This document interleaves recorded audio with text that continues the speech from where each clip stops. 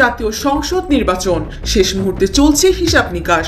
আইন শৃঙ্খলা রক্ষা ও নিরাপত্তা পরিকল্পনার অংশ হিসেবে বিভিন্ন সংস্থা যে জরিপ চালিয়েছে তার একটি গোপন প্রতিবেদন ঘিরে এখন বাড়ছে কৌতূহল।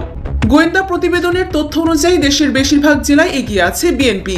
অনেক আসনে তাদের মূল প্রতিদ্বন্দ্বিতা জামাত ইসলামীর সঙ্গে। কোথাও কোথাও ত্রিমুখী ও চতুর্মুখী লড়াইয়ের আভাস দেওয়া হয়েছে। উত্তরাঞ্চলে পঞ্চগড়, ঠাকুরগাঁও, দিনাজপুর, রংপুর ও কুড়িগ্রামের বেশ কয়েকটি আসনে বিএনপি প্রার্থীরা এগিয়ে থাকলেও কিছু আসনে জামাতের সঙ্গে হাড্ডাহাড্ডি লড়াইয়ের পূর্বাভাস রয়েছে।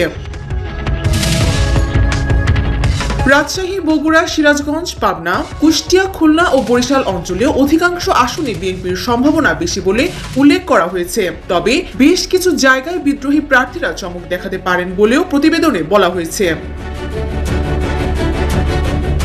ঢাকা বিভাগের 20টি আসনের মধ্যে 15টিতে বিএনপি এগিয়ে থাকার ইঙ্গিত মিলেছে। একইভাবে গাজীপুর, নরসিংদী, নারায়ণগঞ্জ ও আশেপাশের জেলাগুলোতেও তাদের শক্ত অবস্থানের কথা বলা হয়েছে।